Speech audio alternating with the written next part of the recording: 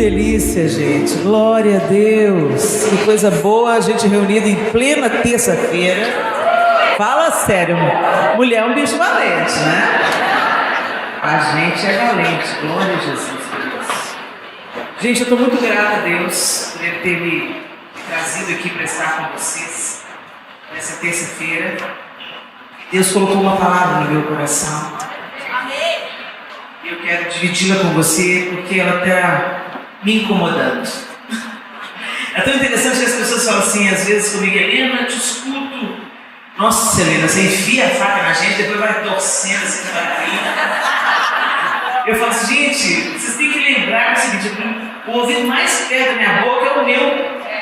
E eu vou ser provada em cada palavra que sai da minha boca. Então, primeiro o Senhor trabalha comigo.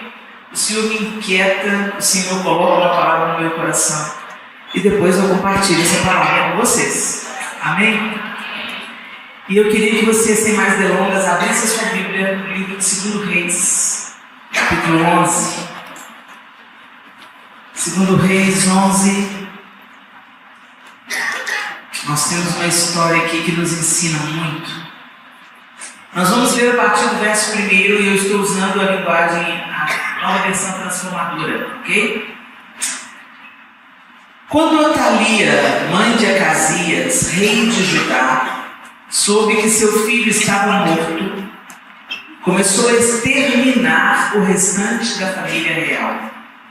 Mas Jeoseba, filha do rei Jeorão, irmã de Acasias, pegou Joás, o filho ainda pequeno de Acasias, dentre os outros filhos do rei que estavam para ser mortos, e o colocou com sua ama num quarto para escondê-los de Atalia. Assim, a criança não foi morta. Joás ficou escondido no templo do Senhor durante 6 anos, enquanto Atalia governava o país. No 7º ano do reinado de Atalia, o sacerdote Joiada mandou chamar ao templo do Senhor os comandantes dos mercenários, cários e dos guardas do palácio. Firmou com eles um pacto solene e os fez jurar lealdade ali no templo do Senhor. Então lhes mostrou o filho do rei. Disse-lhes: vocês devem fazer o seguinte: uma terça parte dos que entraram em serviço no sábado ficará de guarda no palácio real. Outra terça parte ficará de guarda na porta de Zur. E a última terça parte ficará na porta atrás dos outros guardas do palácio. Esses 3 grupos vigiarão o palácio. As outras 2 companhias que não estiverem em serviço no sábado guardarão o rei no templo do Senhor. Posicionem-se em volta do rei de armas na mão. Matem qualquer pessoa que tentar romper a defesa. Permaneçam com o rei, aonde ele for. Os comandantes fizeram tudo que o sacerdote Joiada ordenou. Cada um levou seus oficiais ao sacerdote Joiada, tanto os que iam entrar em serviço naquele sábado, como os que iam sair. O sacerdote lhes forneceu lanças e escudos que haviam pertencido ao rei Davi e que estavam guardados no templo do Senhor. Os guardas do palácio se posicionaram em volta do rei de armas na mão. Formaram uma fileira desde o lado sul do templo até o lado norte e ao redor do altar. Então Joiada trouxe Joás, o filho do rei, para fora, pôs a coroa em sua cabeça e lhe entregou uma cópia da lei. Depois ungiram Joás e o proclamaram rei. E todos bateram palmas e gritaram: viva o rei! Quando Atalia ouviu o barulho dos guardas e do povo, foi para o templo do Senhor, onde o povo estava reunido. Ao chegar, viu o rei em pé, no lugar de honra, junto à coluna, como era costume durante as coroações.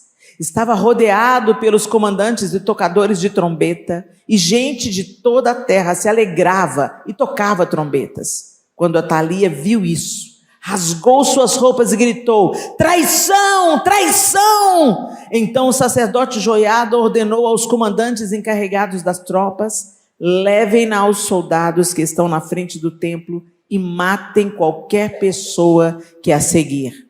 Pois o sacerdote tinha dito: ela não deve ser morta dentro do templo do Senhor. Eles a prenderam e a levaram à porta por onde os cavalos entram no palácio, e ela foi morta ali. Senhor, essa é a tua palavra, e ela é suficiente para nos ensinar, para nos inspirar, para nos exortar.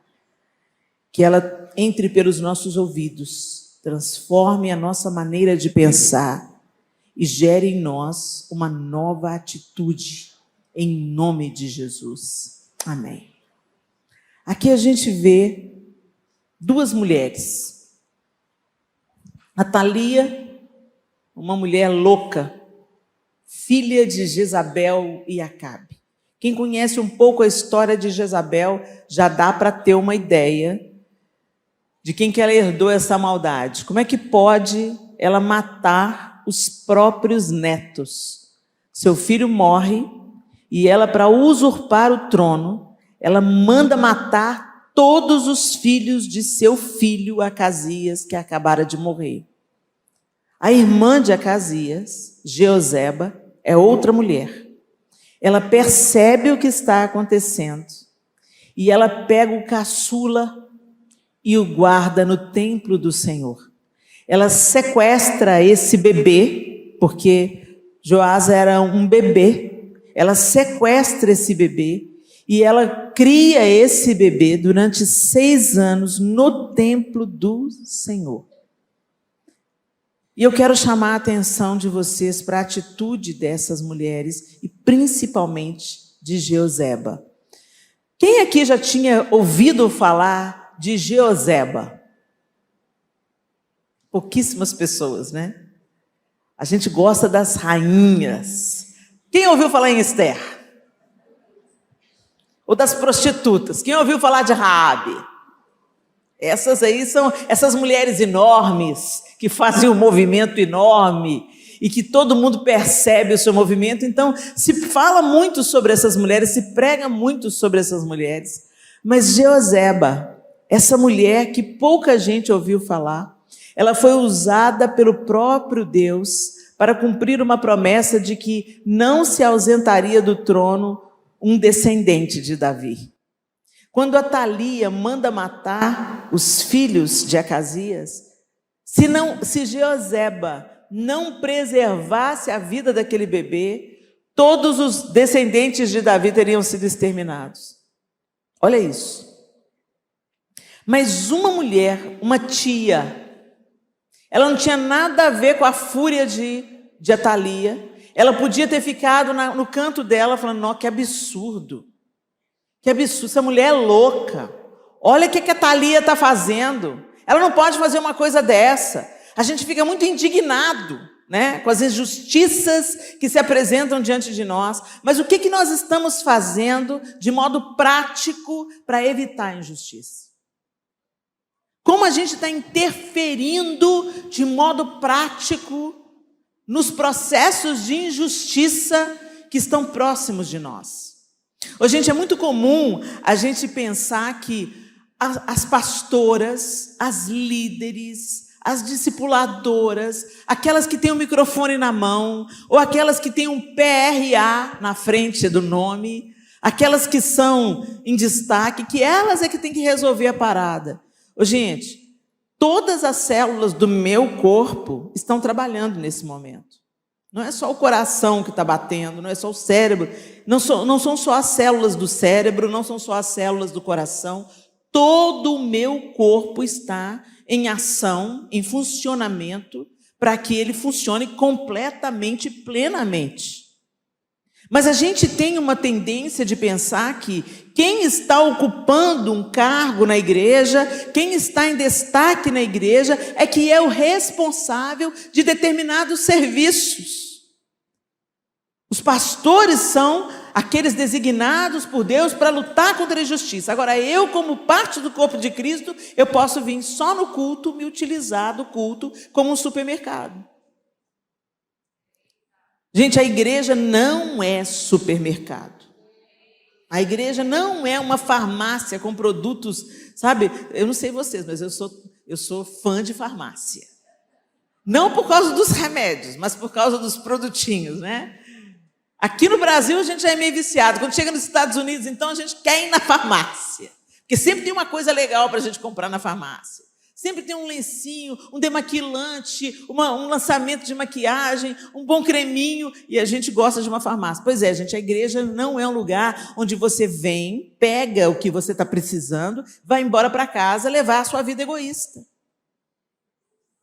A igreja é um lugar onde nós percebemos, entendemos que nós precisamos de salvação, porque nós não podemos salvar a nós mesmas. Nós não podemos. Você pode ter uma vida justa, reta, fazer tudo direitinho, ser cheio de boas obras. Isso não vai te salvar.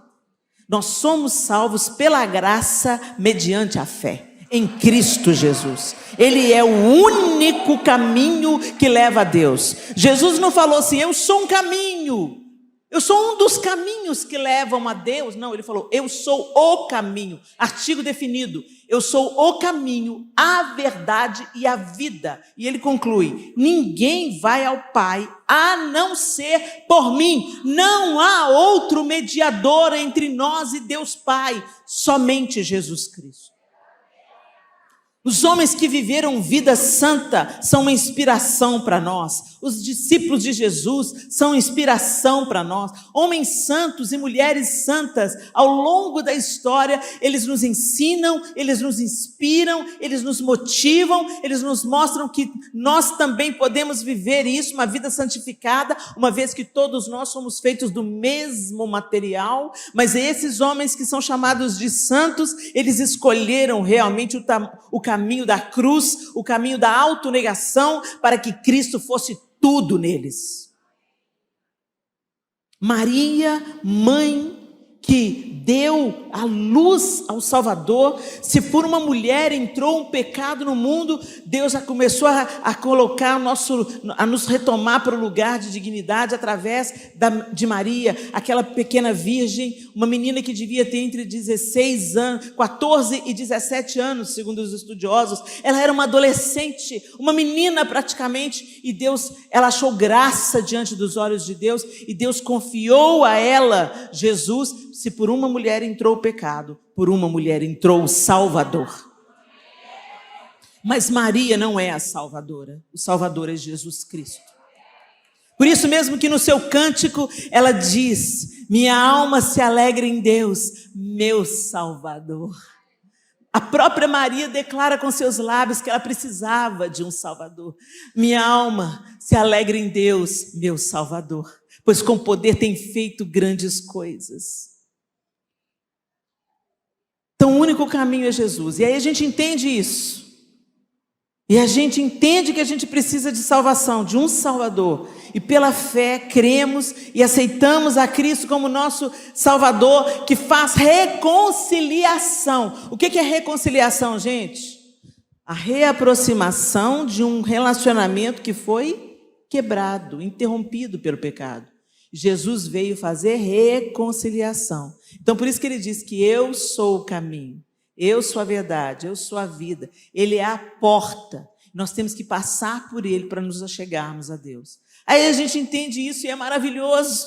E quando a gente entende essa tão grande salvação, nós nos alegramos, nós nos empolgamos. A gente passa pelas águas do batismo, numa confissão pública de que nós entendemos que precisávamos de salvação e nós encontramos e confessamos esse Salvador. E é lindo. E a gente fica com o chamado primeiro amor. E a gente está tão apaixonado por Jesus que a gente quer falar de Jesus para todo mundo. A gente quer anunciar para todo mundo que tem um lugar de paz, um lugar de segurança, um lugar de salvação, mesmo no mundo feio, no mundo caído, no mundo decadente.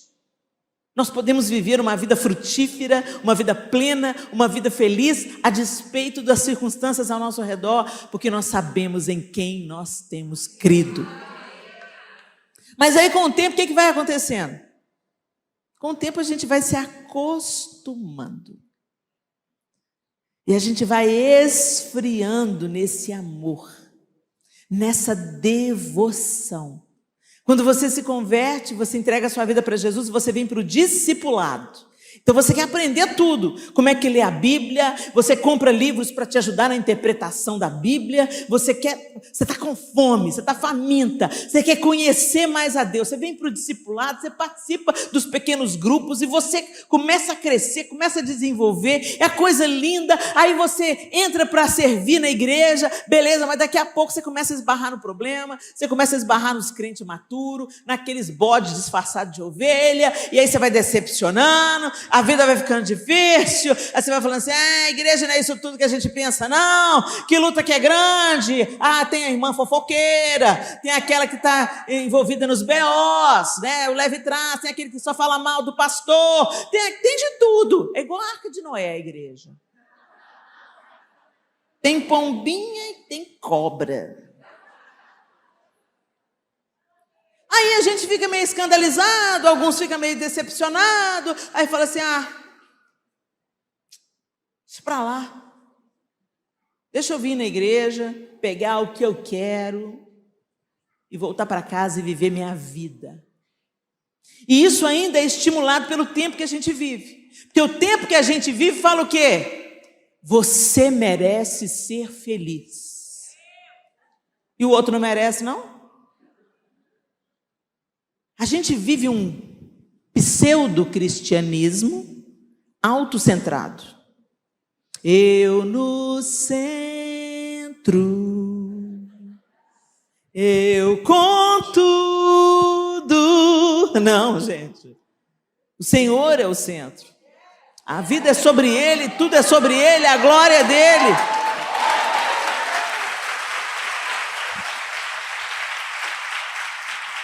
E quando o Senhor ocupa o centro do nosso coração, dos nossos afetos, da nossa devoção, quando nós somos devotadas ao Senhor, é impossível a gente não chorar pelas coisas que Ele chora, não gemer pelas coisas que Ele geme, não reprovar as coisas que Ele reprova, é impossível. E a gente não fica assim, que luta, né? Nossa, que tempo difícil que a gente está vivendo. Que tribulação. Não, gente. Eu procuro ser a resposta. E isso não se dá no macro, isso se dá no micro. Tem pessoas que Deus nos entregou, seus amigos, sua família, as pessoas que trabalham com você, as pessoas que estudam com você, aquela pessoa que você encontra no metrô todo dia, você já até conhece a figura. Essas pessoas, Deus te entregou. E você tem que estar atenta, com suas antenas ligadas e conectado com o Espírito Santo que agora habita em você, para você ser movida pelo Espírito, para ser resposta e solução na vida de quem está perto. E não viver um evangelho autocentrado.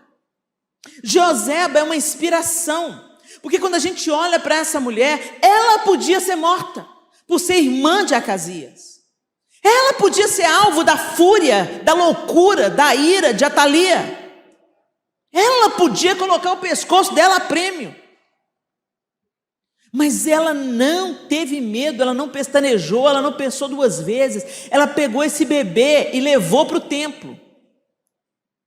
E aí você imagina, gente, ficar 6 anos no templo, escondido. Como é que você esconde uma criança em crescimento? Os gritinhos, a correria, porque, gente, criança é criança em toda cultura, e em todos os tempos, criança é criança. Criança faz barulho, criança chora, criança adoece, crianças têm necessidades. Vocês já pararam para pensar o que aconteceu nesses 7 anos que esse menino ficou escondido? O que ela fez com ele? Eu fico imaginando o desdobramento. O texto não fala para a gente se Joseba tinha outros filhos. O fato é que ela foi mãe. Ela se tornou mãe. Ela gerou com a sua atitude de salvar uma criança do assassinato. E ela levou para o lugar onde ela ficava, onde ela habitava, porque ela era casada com um sacerdote. Então era um ambiente dela. E ela cria esse menino. Agora você imagina os apuros. Porque dentro daquele reino devia ter os fofoqueiros também. Dentro daquele reino devia ter aqueles que iam conversar. Então ela tinha que tomar todo o cuidado. Ela teve que investir dinheiro para sustentar essa criança. Ela teve que investir tempo, criatividade e cuidar desse menino para se tornar um rei. E para educar esse menino no temor do Senhor. Ele não era filho dela. Ele não era gerado pelo ventre dela. Mas ela teve a coragem de interferir numa situação de injustiça. Todas as vezes que a gente interferir numa situação de injustiça para fazer prevalecer a justiça, nós vamos pagar um alto preço por isso. Mas aí a gente não quer. A gente não quer se comprometer. Então a gente faz o quê?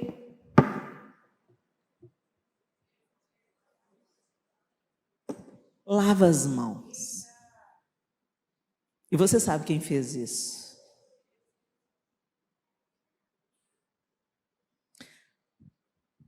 O sacerdote Joiada apoiou a sua esposa, cuidou desse menino, foi o pai desse menino. E ele foi levantado como rei. E aí, gente, isso me faz lembrar o nosso legado. O nosso legado não é ficar só recebendo, não. Nós fomos chamados para a salvação e para vivermos para transbordar. Nós fomos chamados para as boas obras. Nós não fomos salvos pelas obras, nós não somos salvos por aquilo que fazemos, mas o fato é, se a salvação entrou na nossa vida, nós não ficaremos indiferentes a quem está necessitado ao nosso redor. E tem sempre alguém necessitado ao nosso redor. Mas muitos de nós se acovardam. E a mulher não foi chamada para ser covarde, não, gente. Tanto é que a maneira como Deus cria a mulher, Ele mesmo decreta com a boca dele: far-lhe-ei uma auxiliadora, que lhe seja idônea. A palavra original para auxiliadora é Ezer. E essa mesma palavra é usada no Salmo 46 para definir o próprio Deus. Aquele que vem em auxílio do seu povo. É esse auxiliadora, aquela que apresenta soluções, aquela que apresenta resoluções para os problemas existentes, aquela que intervém com a justiça, aquela que faz diferença, aquela que é sal e que é luz. Jesus falou para a gente que a gente é chamado para ser sal e luz, lá em Mateus 5, de 13 e 16, só para você lembrar, vocês são o sal da terra, mas se o sal perder o sabor, para que vai servir? É possível torná-lo salgado outra vez? Será jogado fora e pisado pelos que passam, pois já não serve para nada. Se nós não nos tornarmos sal nesse mundo, nós seremos pisados pelos homens. Às vezes a gente não se mete em umas situações para ficar bem na fita. Sabe aquela história do politicamente correto? Não tem jeito de servir a Jesus e amar a Jesus ardentemente e ser politicamente correto nesse mundo podre. Não tem jeito. Se você ficar em cima do muro, eu quero te dizer nessa noite, em cima do muro é território do maligno.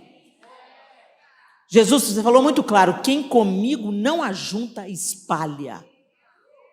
Não tem meio termo, gente. Ou você é de Jesus, você entrega a Jesus, você está engajado na obra do Senhor, você quer servir ao Senhor com a sua vida, com aquilo que Ele te confiou, servir as pessoas que estão ao seu redor, ou você vai ser um instrumento de Satanás, porque o diabo não desperdiça a mão de obra.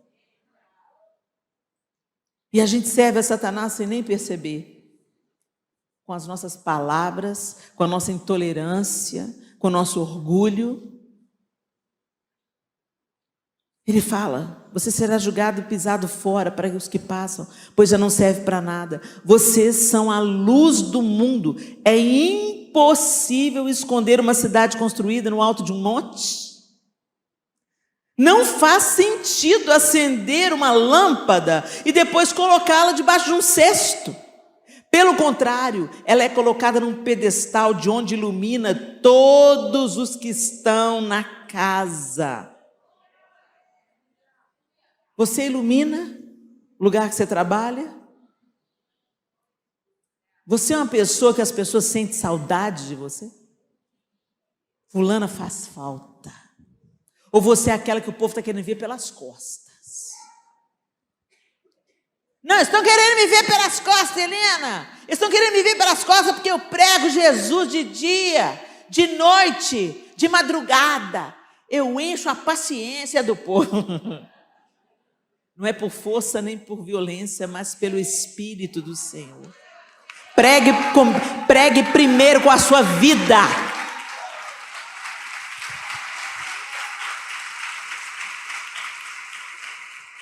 Gente, tem crente que é chato demais. Você converte e você vira a pior pessoa da sua casa. Como assim? Não vai mais nas festas da família. Porque eu não me assento na roda dos escarnecedores. É essa, Antona?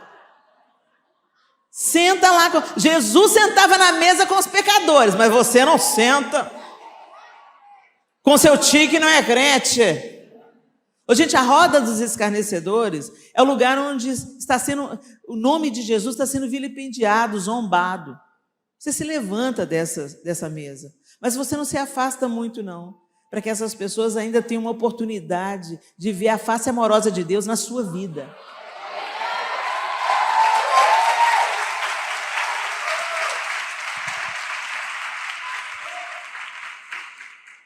Se você era uma filha maravilhosa, se você era uma filha boa, seja uma filha maravilhosa. Se você era uma mãe dedicada, seja ainda mais dedicada. Porque Jesus agora está em você. O Espírito Santo te empodera para você produzir frutos. Ele vai gerar em você fruto, amor, alegria, paz, longanimidade. Agora você não sai dando voadora na galera. Longanimidade, benignidade. Sabe o que é benignidade? Gentileza. Por favor, obrigada, com licença. Você é tão gentil. Gentileza, benignidade, bondade. Olha para as pessoas e veja a melhor parte delas e não apenas a parte perdida. Todo mundo tem alguma coisa boa para oferecer. Procura o que você acha. O prumo de amor que Jesus colocou para nós é como eu vos amei. E apertou para a gente. Como eu vos amei, que vos ameis uns aos outros. Ele elevou o padrão. Porque Ele não me amou quando eu estava pronta. Ele não me amou quando eu correspondia a esse amor. Ele não me amou rendida, amando a Ele também. Ele me amou quando eu estava morta nos meus delitos e nos meus pecados. E foi esse amor que me atraiu e me transformou, e me curou e me libertou. Agora o Senhor não fez isso tudo em você para você ficar aí, os obesos espirituais. Eu sou tão espiritual que eu retenho tudo. Essas pessoas que retêm tudo, não compartilham nada, vai chegar um tempo que elas vão falar assim: não vou na igreja tal, não. Porque essa igreja não é para mim. Aí vai na outra igreja: não, essa igreja também tem muito problema. Não vou ficar nessa igreja não, muito carnalidade. Não, eu vou servir Jesus da minha casa. Eu sou tão espiritual. O pior orgulho que tem é o orgulho espiritual. Você pensa que é, mas não é não. Gente, a gente é tudo farinha do mesmo saco. Eu tenho os meus problemas, você tem os seus. Eu tenho as minhas vulnerabilidades e as minhas áreas de tentação, e você tem o seu. Todos nós precisamos de Deus igualmente. E bendito seja Deus, porque a graça nos nivela. A graça nos nivela.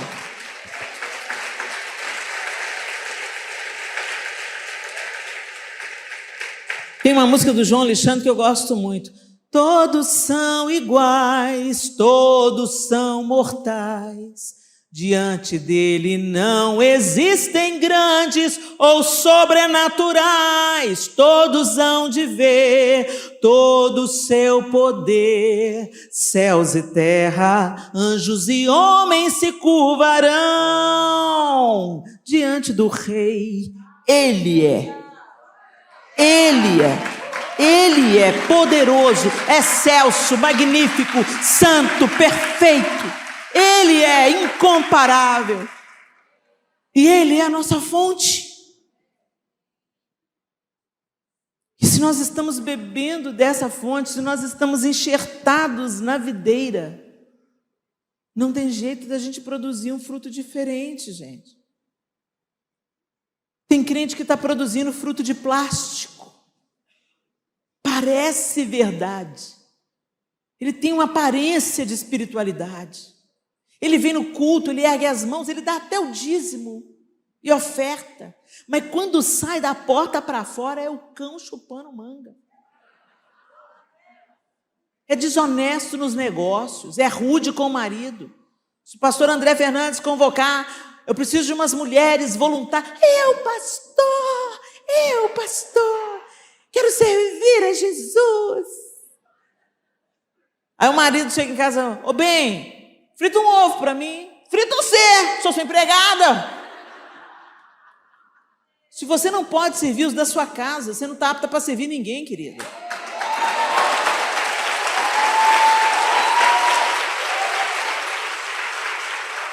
Sabe por quê? Porque a gente é de verdade em casa.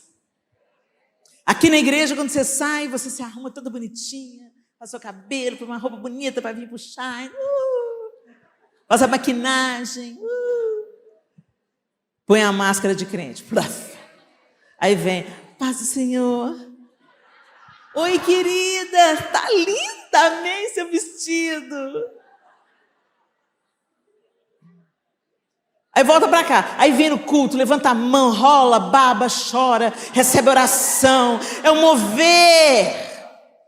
Chega em casa, quando entra em casa, tem um BO lá te esperando. Menino dormiu com o uniforme que chegou da escola, seu marido não trocou a roupa, não deu um banho, não trocou o uniforme, a máscara cai. Por que você não cuidou desse menino? A Thalia aparece. A filha de Jezabel salta para fora. O filho do pastor vai em casa, sobe no sofá e você fala assim, oi, meu bem. A Cecília, né? Chega lá para visitar. Ô, linda, fofinha. Desce. Desce daí, senão faz dodói. Você cai e faz dodói. O seu filho da mesma idade viu a Cecília subindo no sofá, achou boa a ideia. Quando a Cecília vai embora, ele subiu. Menino, desce daí agora, seu endemoniado. Você sabe quanto custou esse sofá? Quem a gente é em casa é quem a gente é de verdade, gente.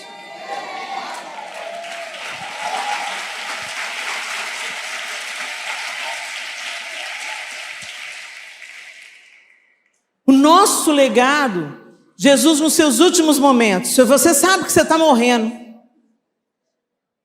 você vai chamar as pessoas que você ama e você vai deixar para elas a ênfase do que é mais importante. Sim ou não?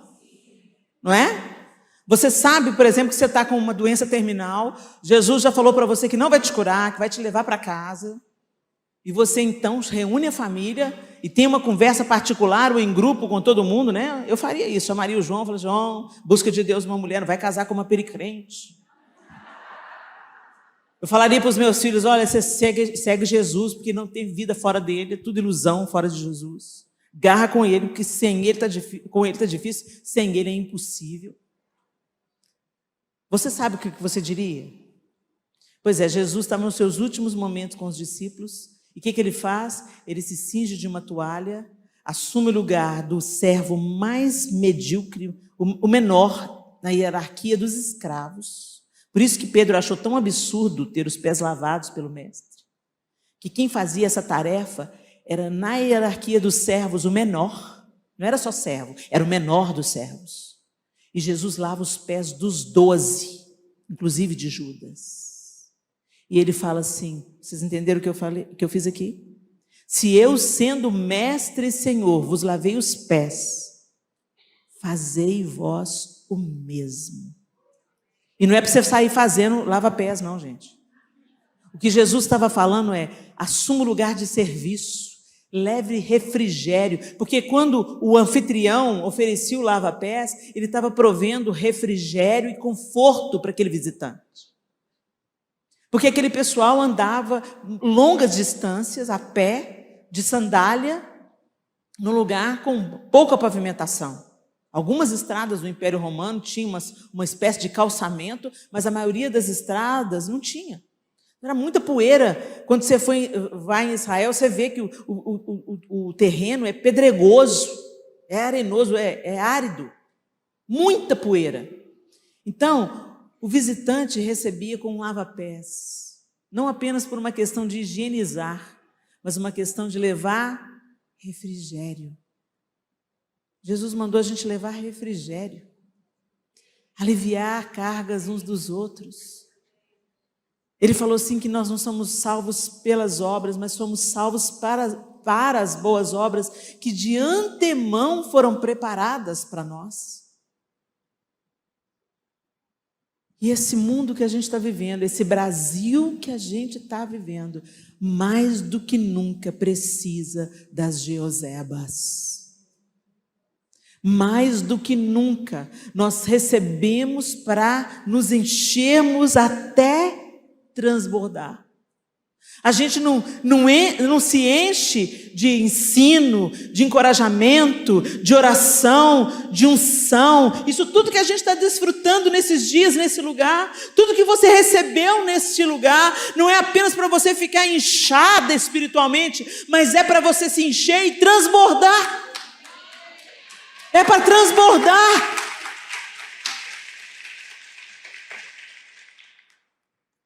Jesus disse muito claro, quem beber da água que eu lhe der nunca mais terá sede, e eu serei nele uma fonte a jorrar. Uma fonte a jorrar. A fonte a jorrar não é água parada. Água parada gera doença, e muitas de nós estamos adoentadas pela improdutividade. E eu não estou falando de ativismo religioso, não. Não estou te falando para você viver a sua vida na igreja, enquanto seus filhos estão crescendo, tudo revoltado pela ausência da mãe. Não é isso que eu estou falando. Estou falando para você servir onde você é necessária. Sirva lavando louça, sirva preparando jantar, sirva trocando fraldas. Encare a sua tarefa cotidiana como um serviço ao Senhor e uma maneira de abençoar pessoas. Você não precisa de estar num púlpito com um microfone na mão. Muitas de vocês serão convocadas para isso. Deixa Deus fazer isso. Eu nunca almejei esse lugar. Eu nunca pensei que eu fosse falar para as mulheres. Eu queria cantar e fazer teatro. Mas o Senhor tinha outros planos para mim. E eu tenho aprendido que o lugar onde a gente serve a Deus da maneira certa, onde Ele quer, é que gere em nós um sentimento de felicidade, de plenitude. Não uma felicidade manca ou que precisa das manivelas, sabe? Para a gente viver feliz. Todo mundo vive feliz. Eu estou triste, vou fazer compra. Para! Quando você está triste, você não vai fazer compra, não. Quando você vai estar triste, você coloca o seu joelho no chão e pergunta: Deus, onde foi que eu me desviei? Por que eu estou com essa satisfação? Eu tenho tudo. Meus filhos estão com saúde, tenho um casamento estável, a provisão do Senhor não tem faltado na minha casa. De onde vem essa tristeza, essa angústia? Sabe de onde vem, gente? Da gente estar fora do propósito de Deus para nós. Então vou orar para saber qual que é o propósito de Deus para mim. Você não precisa de orar para saber o propósito de Deus, não. O propósito de Deus é que a gente o conheça e o faça conhecido. Que a gente transborde o seu amor por onde a gente andar. E não apenas com palavras, mas com atitudes. Tem uma atitude. A atitude é a parte visível da nossa fé. Você fala que é crente, mas chega atrasada no serviço, manda um amigo bater o cartão, leva os bloquinhos e as canetas, isso é roubo. Mas não faz falta, multimilionário.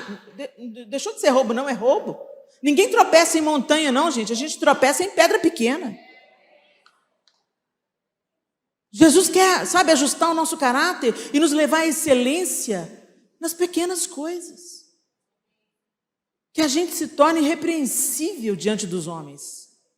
Que o ódio deles por nós seja de ver a gente levando uma vida reta.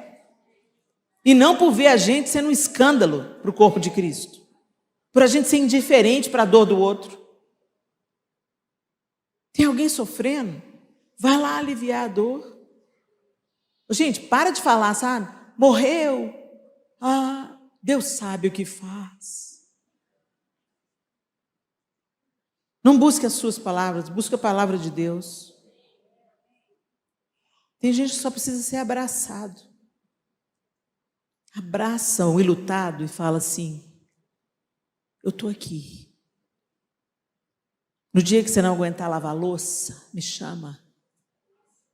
Eu estou aqui para fazer comida no dia que você não tiver força para levantar da cama para cozinhar. Conta comigo, eu estou aqui. Ou nem espera chamar. Chega lá com uma cesta de frutas e fala assim: vim dar uma faxina na casa e te fazer companhia. E não é para ficar tagarelando, não, é para ouvir. Quantas pessoas não tirariam a própria vida se tivesse os ouvidos para ouvir? Gente, nós não convencemos as pessoas. Quem convence as pessoas é o Espírito Santo. Só Ele convence o homem da justiça, do pecado, do juízo. Nosso papel é ter um amor prático, um amor efetivo, que transborda na vida do outro com atitudes.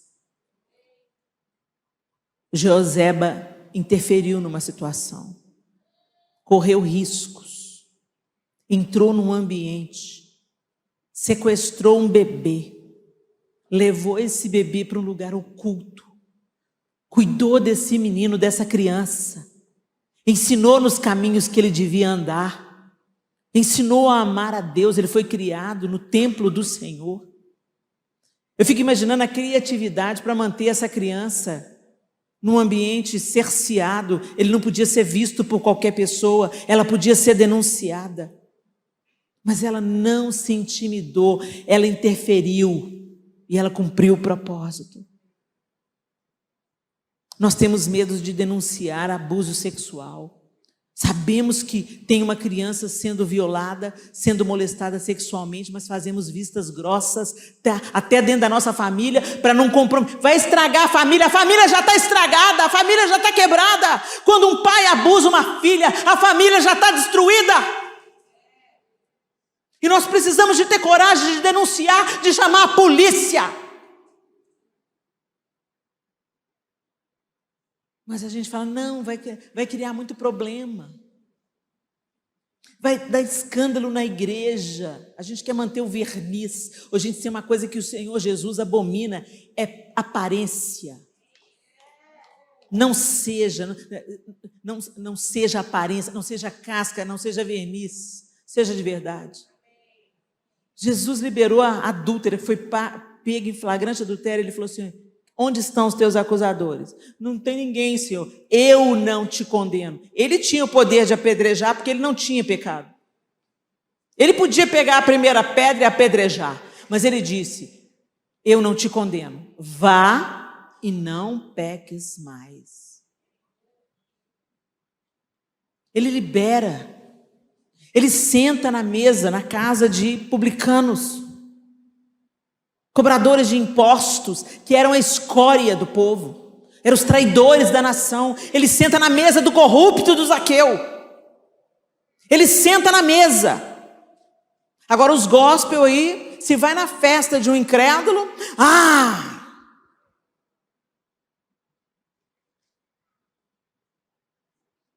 luz precisa de brilhar onde tem trevas.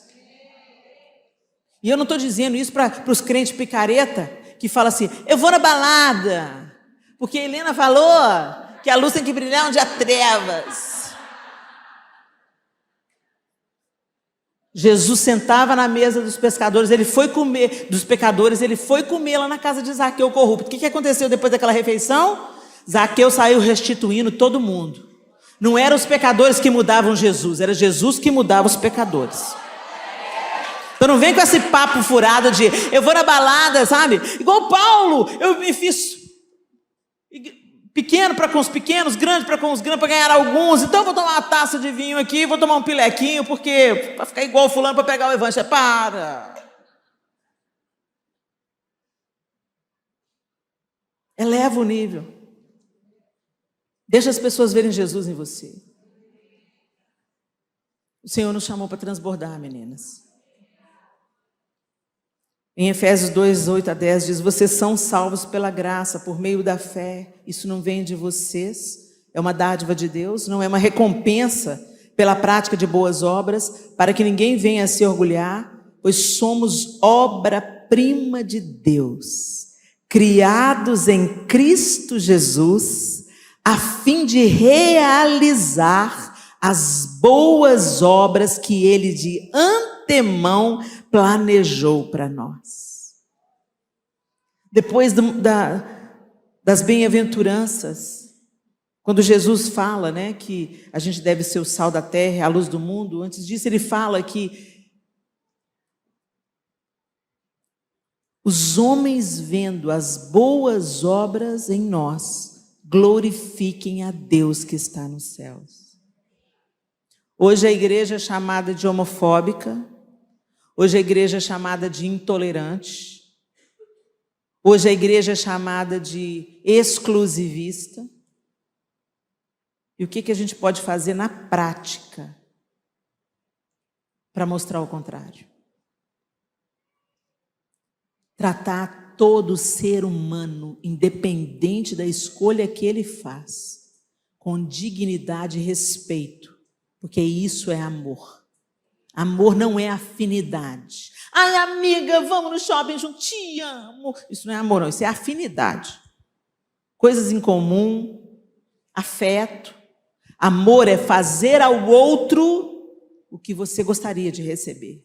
Tratar o outro da maneira que você gostaria de ser tratado. Isso é amor.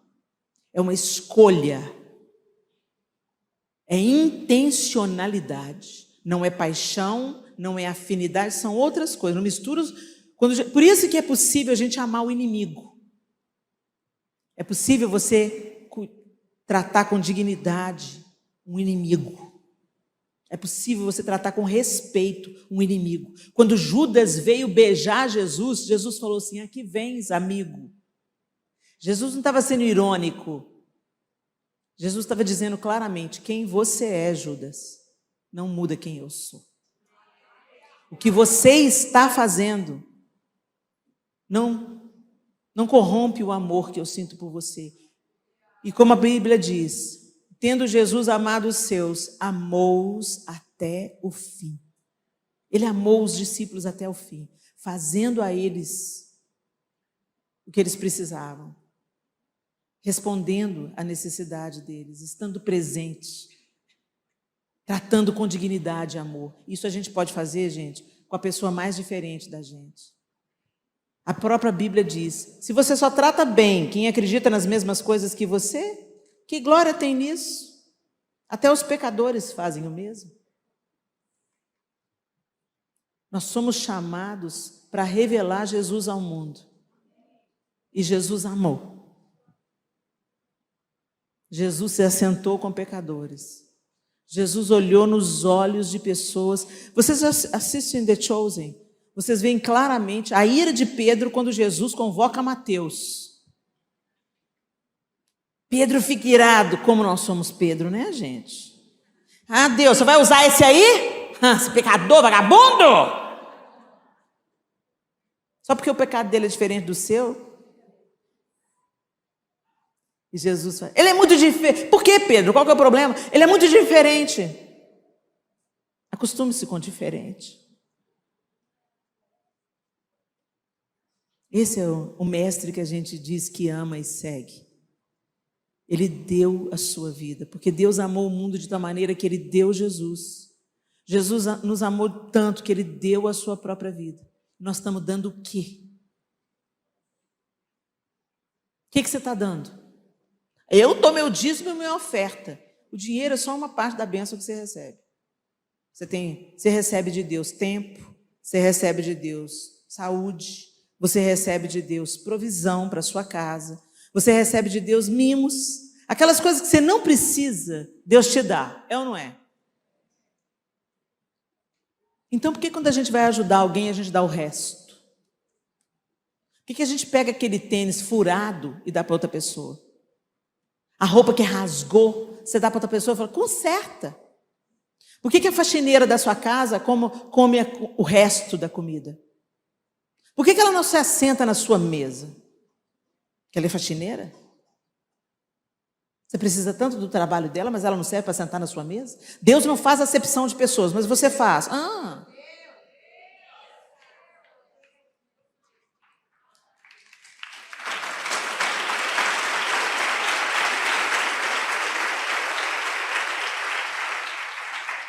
Jesus, nós precisamos das tuas palavras sobre nós.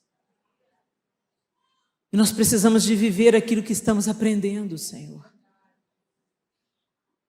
A palavra de Deus diz que aquele que escuta e não põe em prática é um homem tolo que está construindo a sua casa sobre a areia e no dia da adversidade não vai prevalecer.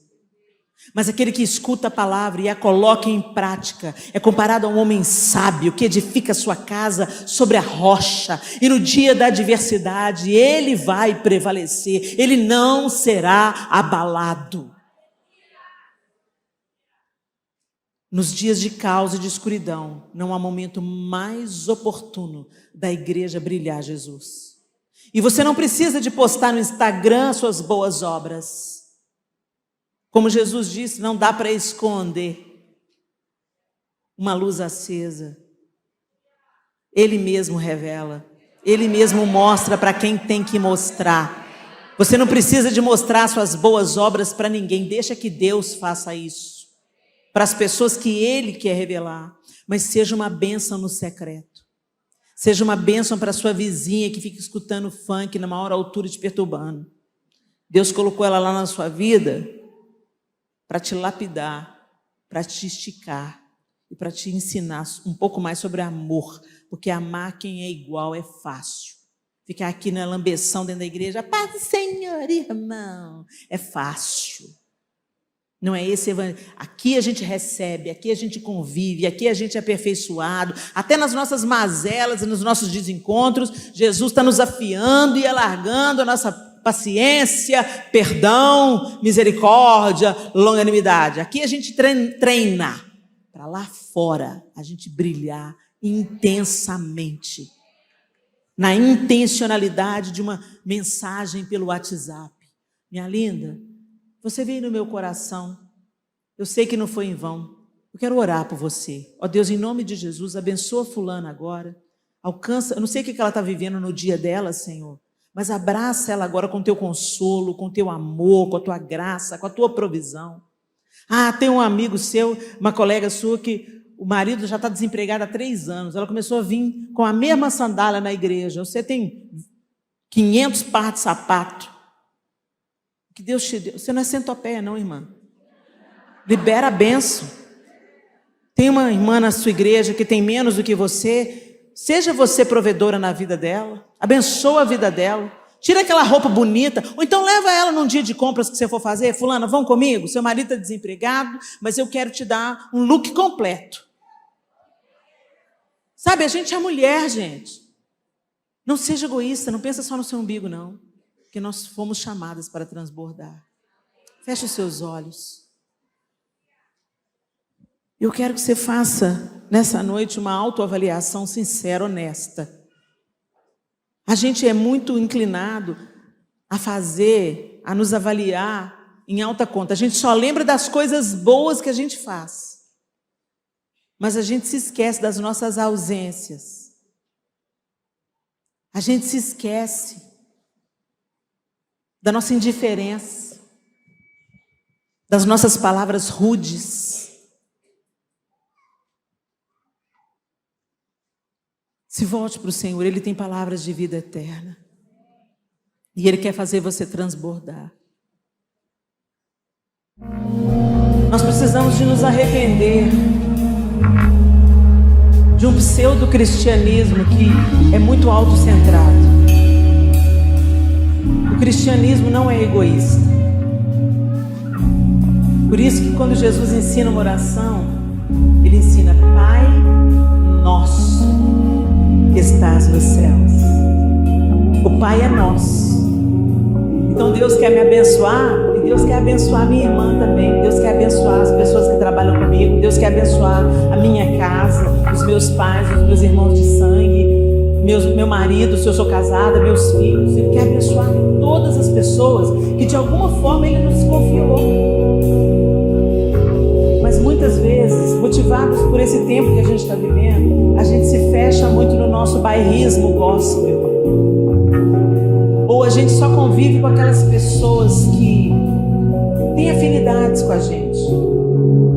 E é legítimo a gente caminhar com pessoas que fortaleçam a nossa fé, que nos discipulem. Mas a gente não pode reter isso. A gente precisa transbordar. Então eu queria orar com vocês. Você que desejar orar comigo, repetir essa oração. Primeiro, de pedir perdão ao Senhor por uma vida autocentrada. Por a gente ser tão distraído em relação ao próximo e tão focado na nossa própria dor, na nossa própria necessidade ou nas nossas próprias vontades e desejos. Não é essa a vontade de Deus para nós. Água parada dá bicho. E muito do nosso adoentamento emocional e psíquico está acontecendo por causa dessa vida infrutífera. Quando a gente não transborda, a gente começa a adoecer. E aí 1000 problemas começam a aparecer, uma insatisfação, uma irritação, um espírito de crítica. Sabe? A gente começa, os transtornos chegam, a depressão chega. Fizeram um teste com um grupo de pessoas que não reagia mais a remédio para a depressão e levaram essas pessoas para servir outras pessoas. Para visitar asilos, servir sopão para os vulneráveis e moradores de rua. Sabe o que aconteceu com aquele grupo? Todos eles foram curados. É isso. Nós nascemos para transbordar.